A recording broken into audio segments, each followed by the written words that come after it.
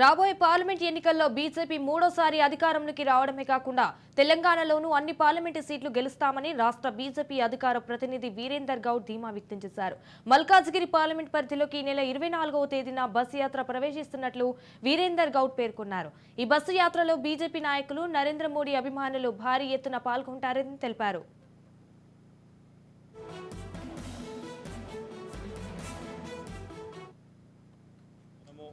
మూడోసారి ప్రధానమంత్రి నరేంద్ర మోడీ గారిని గెలిపించుకోవాలి. తెలంగాణ నుంచి 17 సీట్లు గెలవాలి అని చెప్పి ఒక ఉద్దేశంతో ఒక మహోన్నతమైనటువంటి కార్యక్రమాన్ని చేపట్టడం జరిగింది.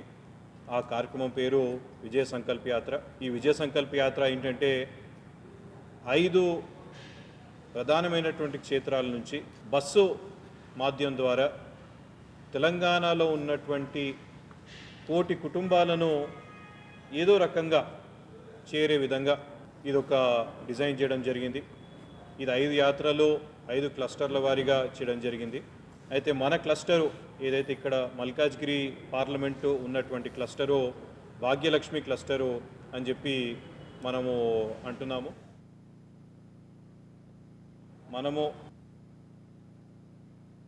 తెలంగాణ రాష్ట్రం నుంచి కూడా పెద్ద ఎత్తున పార్లమెంటు సభ్యుల్ని పంపాలి. మోడీ గారి ప్రభుత్వంలో తెలంగాణ కాంట్రిబ్యూషన్ కూడా పెద్ద ఎత్తున ఉండాలి అన్న ఉద్దేశంతో ఈరోజు యాత్రలు ప్రారంభిస్తున్నాం. ఆరిపోతున్న రాజకీయ జీవితాన్ని మల్కాజ్గిరి ప్రజలు మరొకసారి వెలిగించి ఆయనకు మరొక రాజకీయ జీవితాన్ని, రాజకీయ బతుకును ఇప్పుడున్న ముఖ్యమంత్రికి మల్కాజ్గిరి ప్రజలు అందజేశారు. మరి మల్కాజ్గిరికి ఆయన ఏం చేశాడు? ఏమి చేయలేదు ఆయన మల్కాజ్గిరికి. ఆయన ప్రశ్నించే గొంతు ఎప్పుడు కూడా మల్కాజ్గిరి గురించి ప్రశ్నించలేదు.